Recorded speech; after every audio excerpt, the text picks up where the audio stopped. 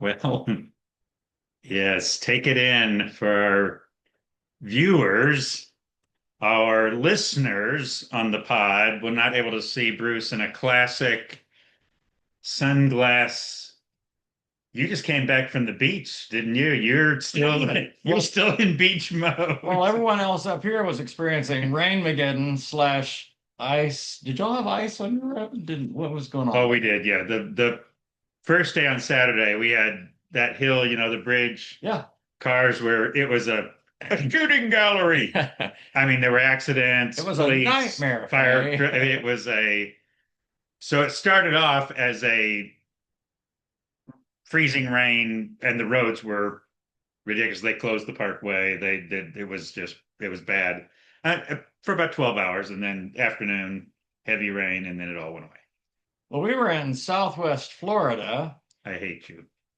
on Captiva Island, which is off the coast of Fort Myers, Florida.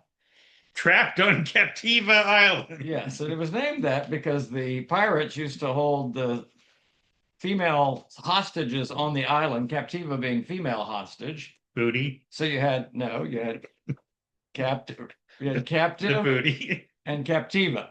Okay. So, but it was really interesting because we'd never been down there before. So, interesting shelling and whatnot, but it's very tropical. So I'd forgotten how tropical Southwest Florida is. I've been on Southeast Florida, Fort Lauderdale, Miami, but beautiful. I mean, Marlena was in her happy place. I mean, flowers and trees. I mean, she took probably 2,000 pictures. I mean, beautiful. And then, So January in the tropics. unbeknownst to the state of Florida, she took cuttings off of, let's see, a naked Indian tree, which is also known as the gumbo limbo. This did not happen. Did no one hearing this? Multiple kinds of little flowering plants, because Marlena's a propagator. She loves to take things and grow them at home. Now, granted, these only grow in zone, I don't know, 12 down there, which means the low of 41, a high of 109. So I don't know how long it's going to last in Bluntsville, but it was great. And we were down there with Mark and Wendy. So that was fun. We played cards 2 nights. Mark and I won at Canasta both nights. The girls were not happy. I mean, well, Wendy doesn't really know what's going on, but Marlena was unhappy. Wendy is fine. It's we're just having fun. We're deep into the second game, and she's like, "Now, when I do this and this, does this?" And we're like, "Yep, nothing's changed since yesterday or first 30 minutes of the game." But there's some complexities to Canasta, so I get it. It's a thing, but it was fun. It was good, and it's much better Excellent. than rain and whatnot here. Oh yeah, it was pretty. Like Monday came around, and of course it was sunny, and roads were totally cleared, and the post office, the entire postal system in Huntsville was shut down Monday. Yeah, so none of my packages went out. eBay frowns on that, but What can you do? what can you do? We we can't control the weather. No, we can't. We can adjust the weather in our little house, in our little cube, in our cubicle. You get outdoors, ain't no switch, No, and you can't control the post office for sure. right? It looks icy. I don't know. No, we're not sending the trucks out today. What it seems to me, was there a day when rain, sleet, snow, dead of night, the postal service will still run? Not That anymore. motto, not anymore. That ended with the Pony Express, I think. That was It when was you could like get through anything. now flurries and 28 degrees can take out the postal service. So let's just get it over with. Roger's got his little Patriot shirt on there, and I'm happy for him. Well, some of our viewers may be wondering why you have your glasses on. You're Well, just my eyes are red from tears and sadness from a professional quarterback making two push passes, one of them in the wrong direction. I don't mean to the wrong player, that too, but going backwards, which is a no. So typically, NFL quarterbacks will throw overhand, side hand, or the little shuttle flip. the shot This put. was the shot put. This is like This is those not. giant medicine balls that you throw back and forth to people when you're It's training. true. That's what he did. And the other person went, "Thank you," and went on to the end zone. Of course, the refs had never seen it, so they just blew it dead. It threw him. It threw it. They're like, they took 2 minutes to say, "Is this even We're not what even, we don't is know what this?" just happened, but We've not seen that in a that's professional not actually football. football. They were clear on that. And bless him. It's so the Broncos lost 10-7 in a game that they could have won 7-3, as it turned out. But Yeah, a that's game that okay. ended with a massive Oh snowstorm, my gosh, it was brutal. blustery, blizzardy. Uh, Well, and it had the bluster caused a little fluster for our boy Jared Stidham. But that's okay. Now, There's always next year. I'm still in mourning. Thus the black. yes, well, I am in mourning for we would have had a better game with your starting quarterback not having Well, and I will tell you fractured his right now, ankle. you are going to have your hands full with the Seahawks. It'll be interesting. They seem to be able to score when they need to, so your defense is going to have to step No, up. our defense has played very well. Yep, I agree. We'll see. Yeah, this will be the next big test. But I do wish we had seen you guys with Bo Nix. The other NFL news you may have seen. Probably not. A coaching change?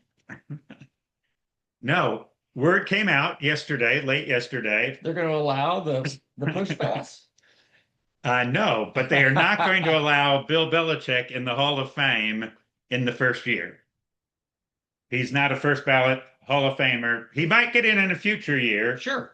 but first ballot, nope, he did not make the cut. Is that because he's coaching college now?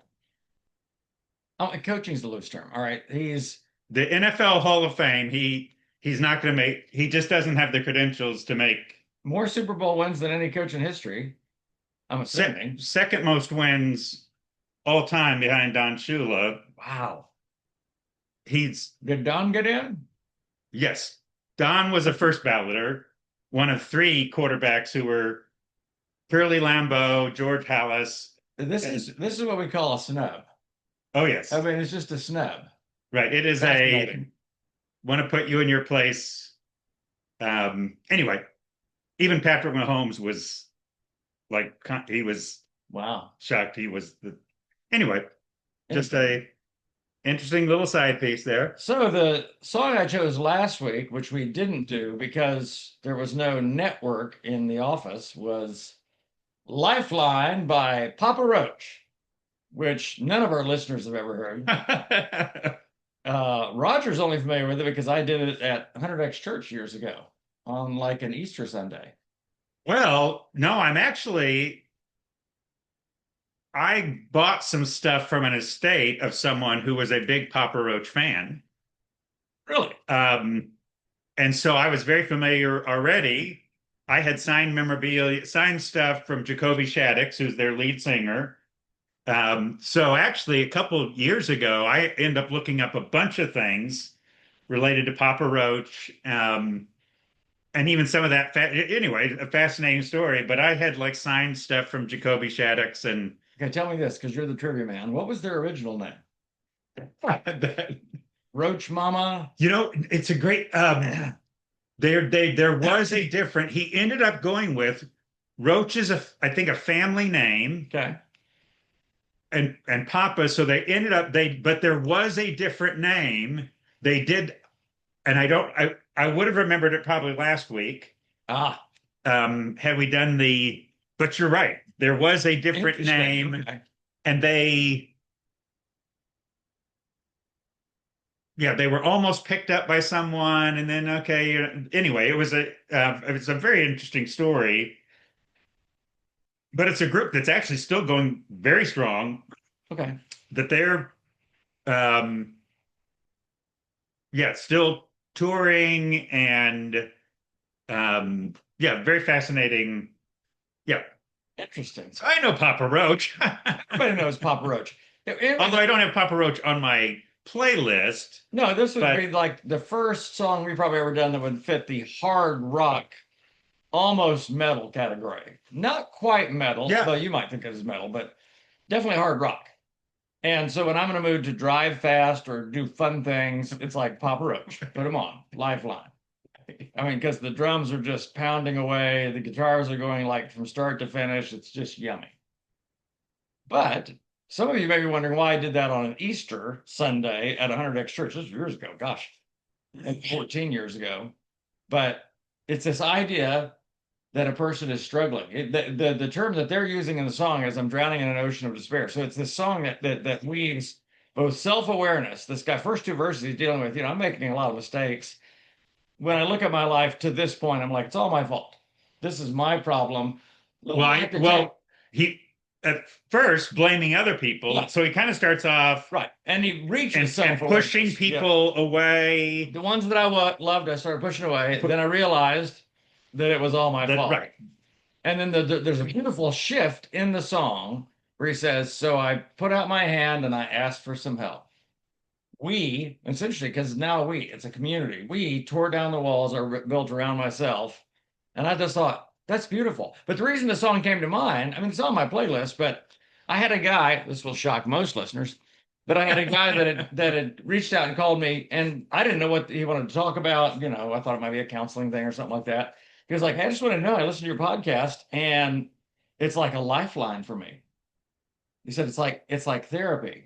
And I'm like, probably need to get out more. But I realized even the smallest thing, because he actually used the word "your little podcast." I love that. Your little podcast was a lifeline. I'm like, I wonder how many people out there just need a lifeline. They need something. Because here's the story. Sort of the backstory was, here's another person in my sphere of influence that's dropped out. In his words, organized religion. Yep.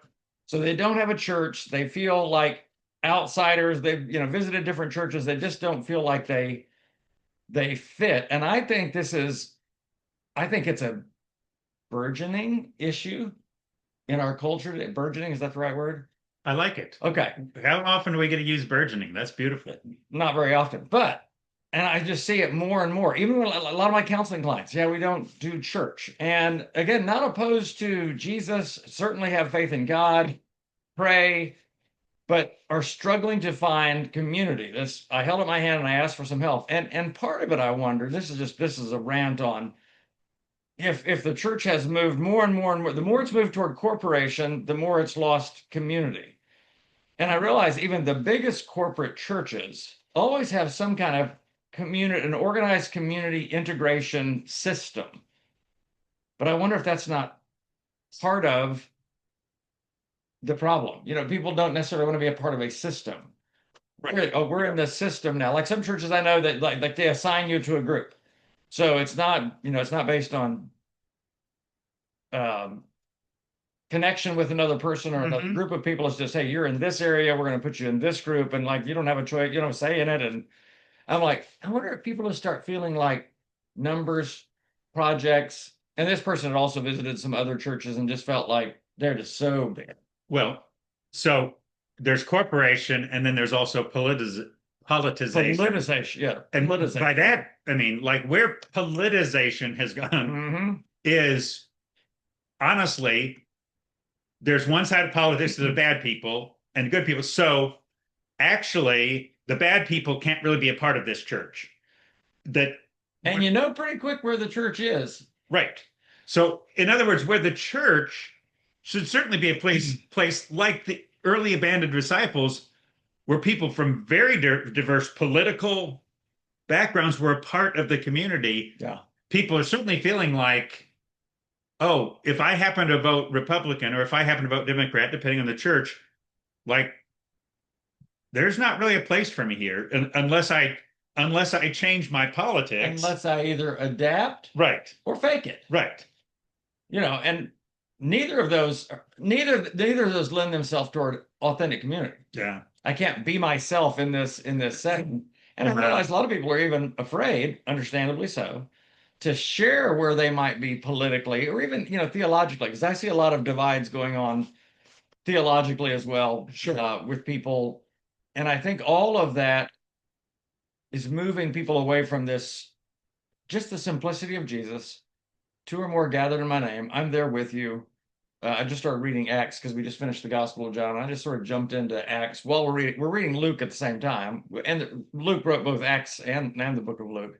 But it's just interesting how things develop there.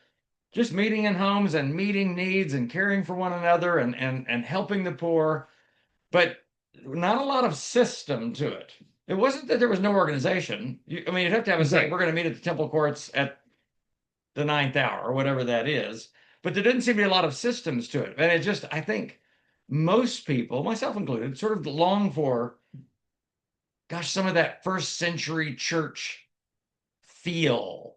I don't even know if that's the right word, vibe. Well, yeah.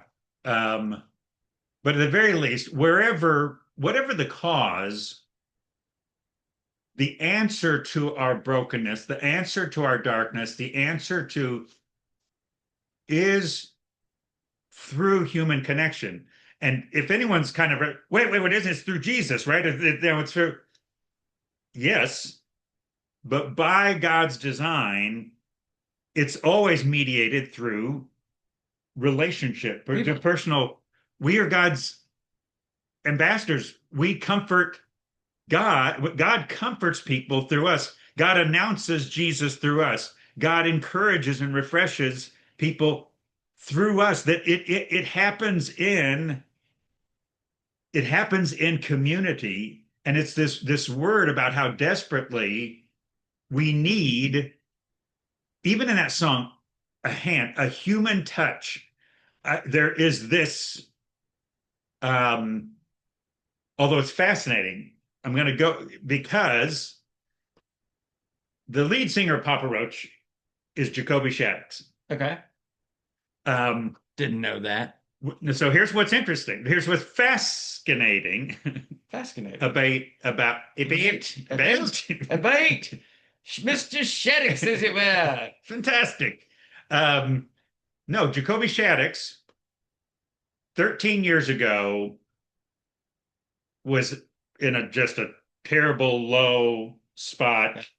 Um, and for the last 13 years has been sober. But a few months ago, in a concert, he paused the concert and he said, I want to talk for a minute. And he goes back to this 13 years ago when I would like, Wow. when he starts talking, it is the song Lifeline. Yeah. Because he's talking about, I was at my lowest place, I was the darkest. And you remember in that song, he talks about being the light knocking him off his feet and a hand reaching out. He uses the same, this a few months ago in a concert. He stops the concert. I'm at this lowest pace. He said, a hand reached down um, and saved me. And he unpacks how desperately we need each other.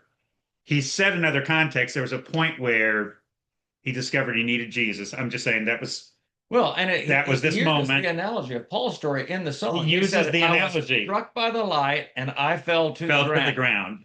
And then the language he used, this just a few months ago in a concert, Interesting. a hand reached out um, and saved me. And he was part of what he was pointing to is what people have loved about Jacoby Shaddix is how he's living out that song. In other words, he Yeah. talks about his brokenness. So even there, he said, now I've been 13 years sober. Now he did say, he said he had a little relapse with marijuana when the pandemic hit.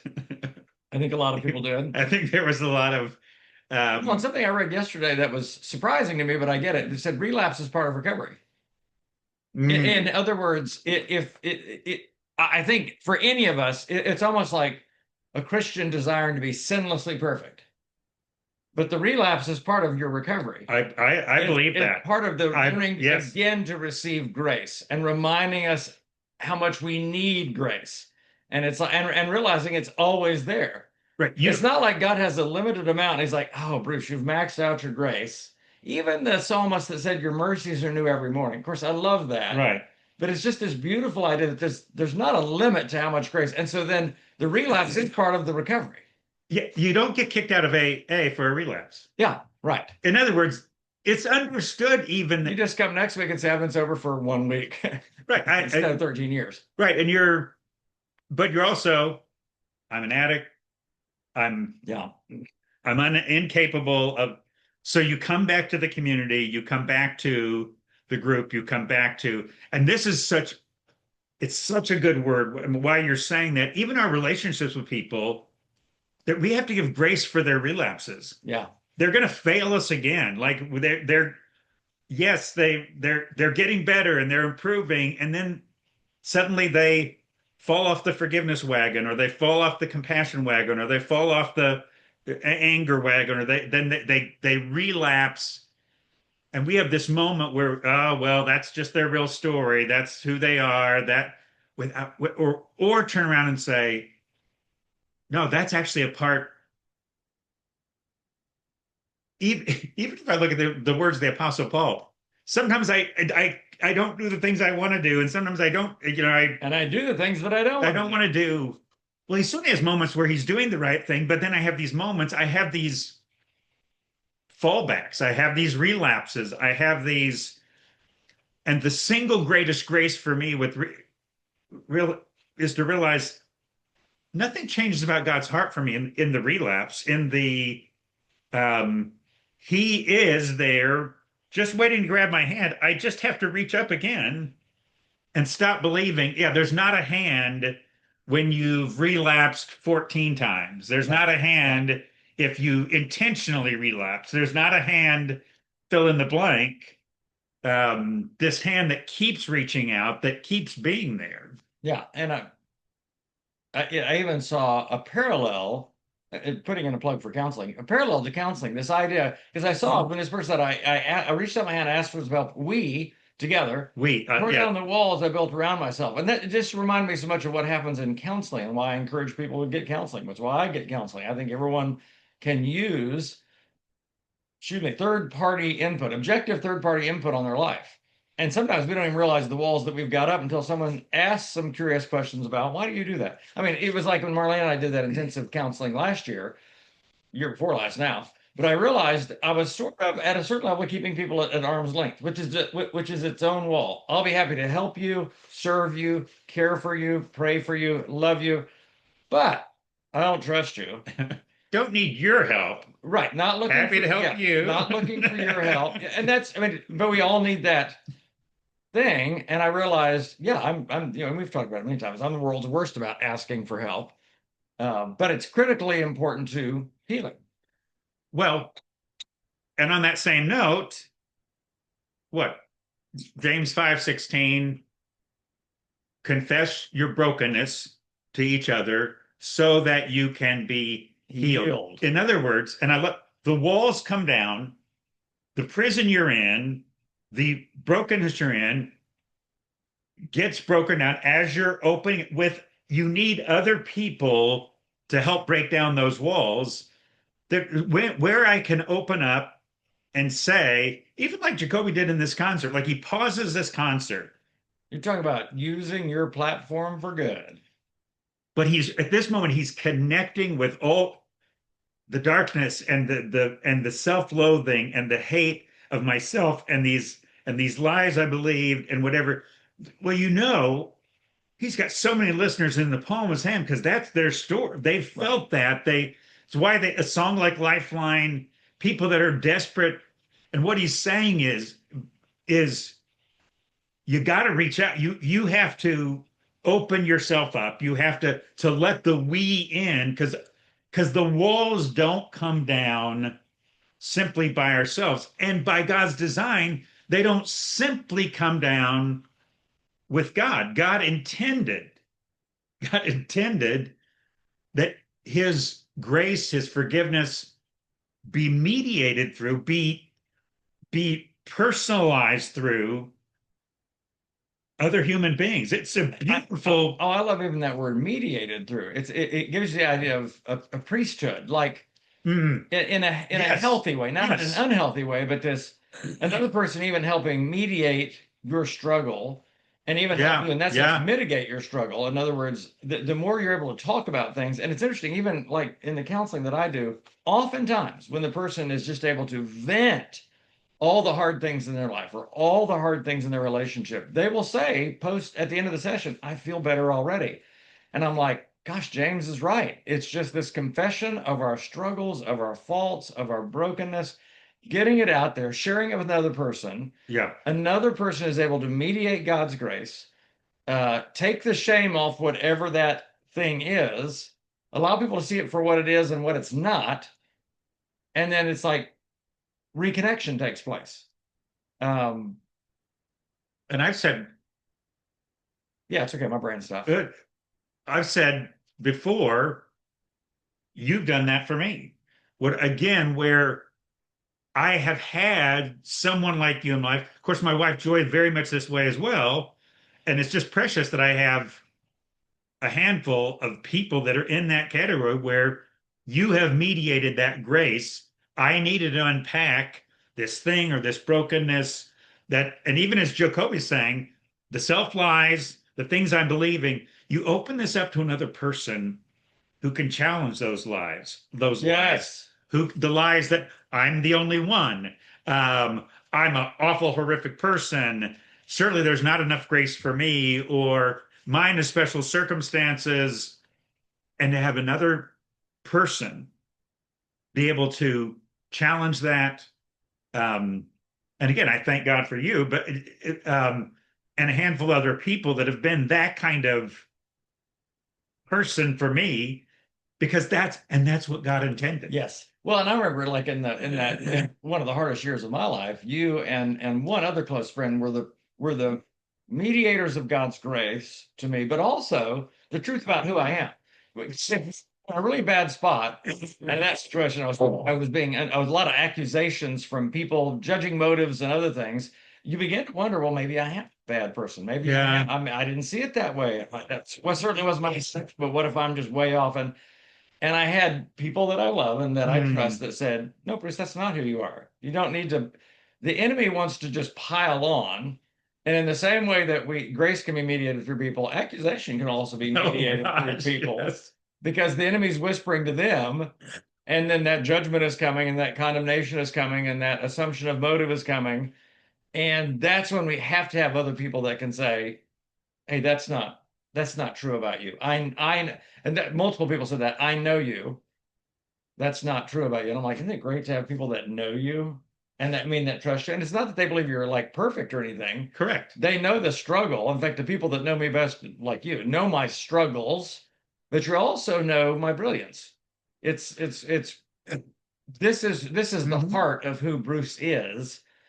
And I trust that. And sometimes Bruce needs to be reminded of that, and that's going to come through other people. Right. In the same way that disapproval and that, I had this funny moment, I say comically, out of this sort of Belichick Hall of Fame. Snub. I realized this is this great reminder to get up. You're never going to meet people's expectations. People can always find a thing.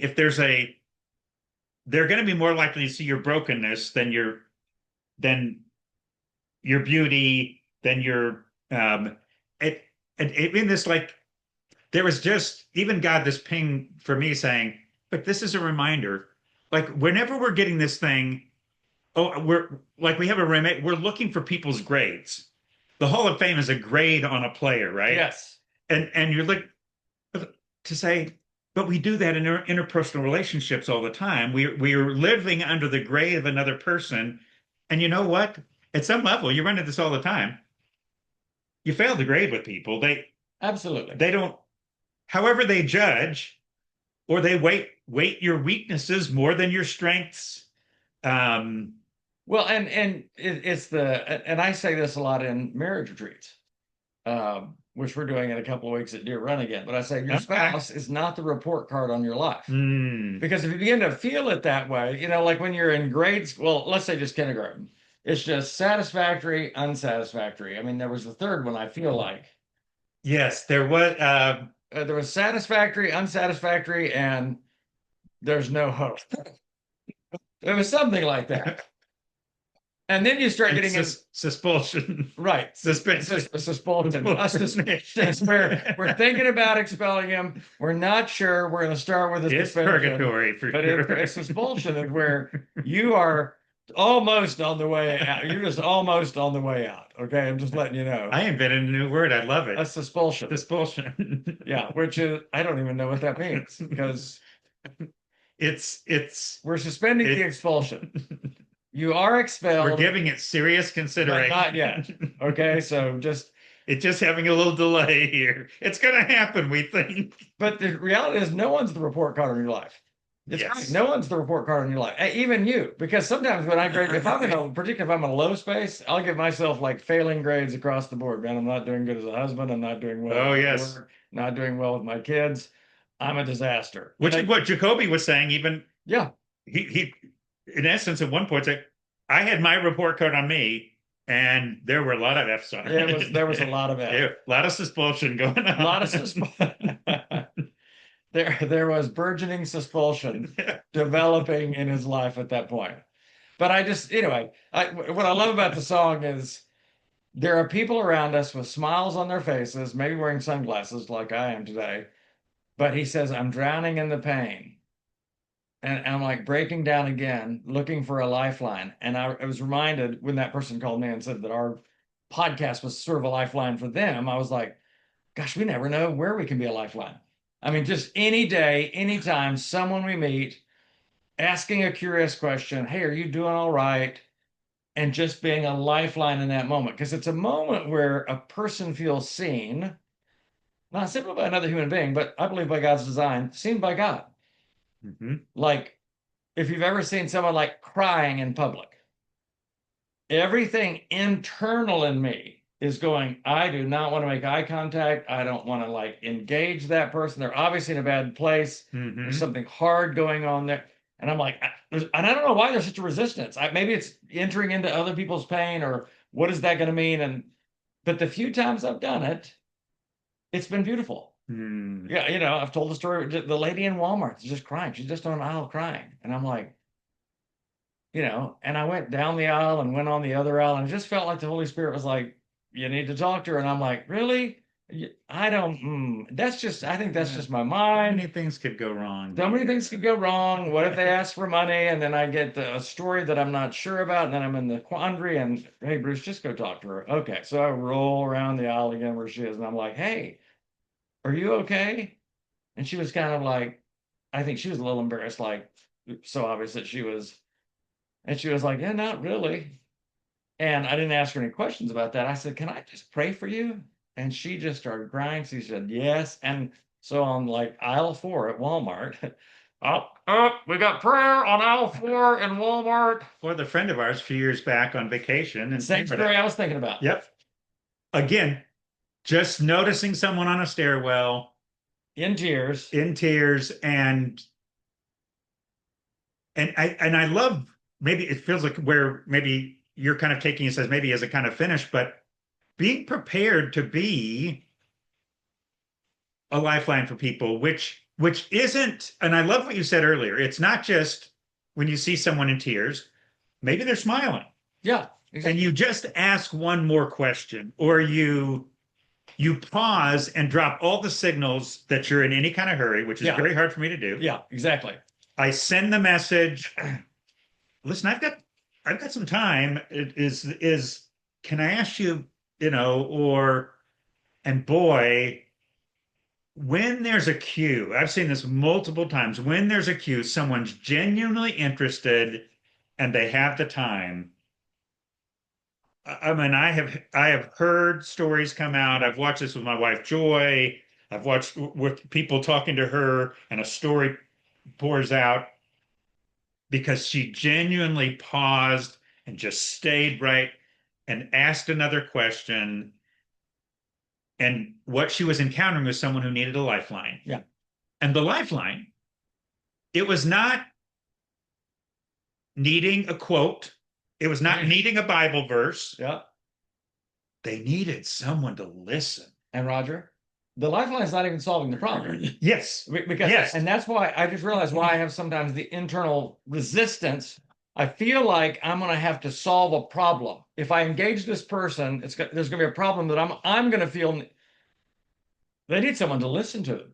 It's what I have to remind myself in counseling with clients, particularly when it's very hard things. It is not my job to solve the problem. Yeah. It's not my job to fix this. I'm not good enough for that. I can't fix that, but I can listen.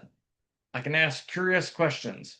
I can help them get out all the feelings that they have about whatever's going on. And in that place, I watch the Holy Spirit meet them And while it may not be resolved, they often have a next step. And it's typically what I pray for people, like at the end of a session, God, show them the next right step, just the next right step. Because we're trying to figure out what's the solution, which might be 82 steps to get to solution or resolve. But what's the next right step? Because that's not overwhelming.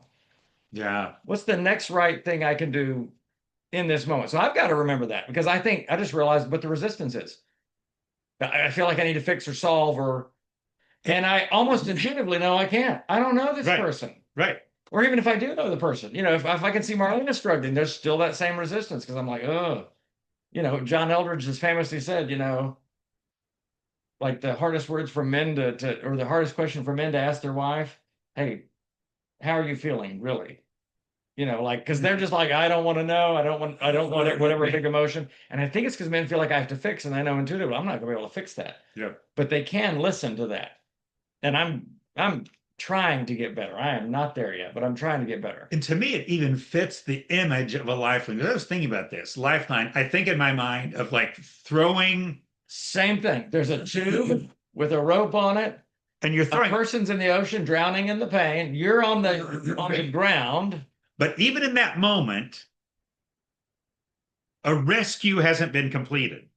Yes, good point. You're tossing the line. There's still some things that gotta happen. It may be actually quite some time before they're actually on the boat Yeah. or on the shore. It may It might get take them a minute to complicated. grab onto this thing's called the life thing. Life preserve. It's not a life preserve. Well, What do they call those? life ring, some Life kind of ring. It's like a buoy. It's all those round. hotel pools. There's one hanging on a wall there. There always is. It's hilarious. But It- it's the idea of a life, it's but the you're right. law. It could take a lot more time for them to get Yeah. to the boat, depending on how bad the seas are.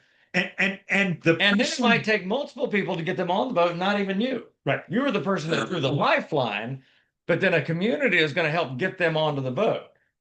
And that little life ring, whatever, is enough to hold them for that time. They're not rescued yet. Yes. They're not, but it steadies. It is a momentary, and I think this is what so often you're not solving an addiction problem, like a deep addiction problem, or you're not, but the lifeline is the start. I'm just here. That's a good I'm one. just, you can think about ourselves. Be the start. Yeah, the start that we could be a lifeline. That's just a start that we don't know. And I love your word. Other people are going to be part of that process. Highly likely. I'm not going to be the only one. There's going to be another community. This is where I think the beauty of the church in its healthiest moment, AA, Yes. a healthy family or a friendship. But yeah, the lifeline's just the start. The lifeline is just, even the words of the song there, I think it just in that moment is a hand. I'm not, the process isn't over. This is So for listeners, I think part of that song, the takeaway from that song is there's people all around us every day looking good. Their social media looks good. We're posting the happy stuff, but they need a lifeline. Some of them are drowning in pain, breaking down again. They need someone to reach out. And sometimes maybe we're looking for that hand from them, which says I'm even open to help. Because what I do love is that person does signal I'm open to help here. Yes. And I realize I'm more inclined to engage when I see that person reaching out. I mean, I really am. Otherwise, I wonder, do they just need alone time? Yep. Is this something that's going to be helpful to them? Yeah, all that kind of stuff. But I don't want to resist that, because I think that resistance that I feel sometimes can put me in the position of the Levite and the priest that sees the pain, Right. that sees the person drowning in pain on the side of the road, and then literally goes to the other side of the road, creating more distance between them and the pain, and then walks by. And I don't want to be that person. So some of the work is even figuring out what's the resistance in me. And so here's my takeaway from Lifeline. You don't have to fix it, okay? But you can reach out and say, I care, because it's a representation to that person that God cares. And God typically works through people to bring rescue. Yeah. I like it. Do you like sunglasses? Did they work today? It is a cool vibe. Yes, it is. You look very witness protection-y, Well, I very was doing this in honor of Dad and Grandma Mark. CIA-ish. Okay, dad and Well, sunglasses. Dad, anytime Dad went out, he would have the big sunglasses on. Oh, They were just really, you know, yeah. recurled looking kind of stuff. But this is the dead of winter on a cloudy day, and you're in sunglasses. So I had my sunroof open. There was a lot of wind. That's the other thing. And I'm Got to have still those sunglasses on for the wind. having this tearing going on with this eye. I'm gonna have to call the eye doctor and say, "Can you look at this? There's a duct that seems to be not working in there." Ooh, yeah, it wasn't a yeah. So next week, Roger's going to pick a fabulous song that we'll work from. I don't know what it is yet. Probably won't know until the morning of. That's okay. I've got an hour drive in to listen to I it. was thinking about Bad Habits by Ed Sheeran.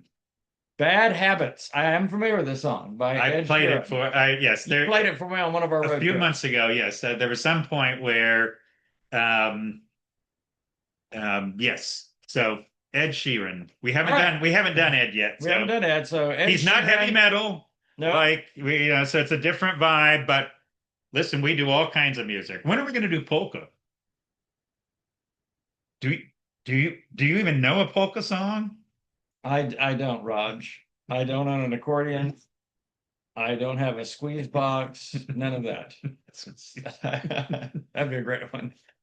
Do we do the Journey version of Squeezebox or the Who version of Squeezebox? That's both are great. It's good. So until next week, uh, Ed Sheeran, Bad Habits. Listen to it and comment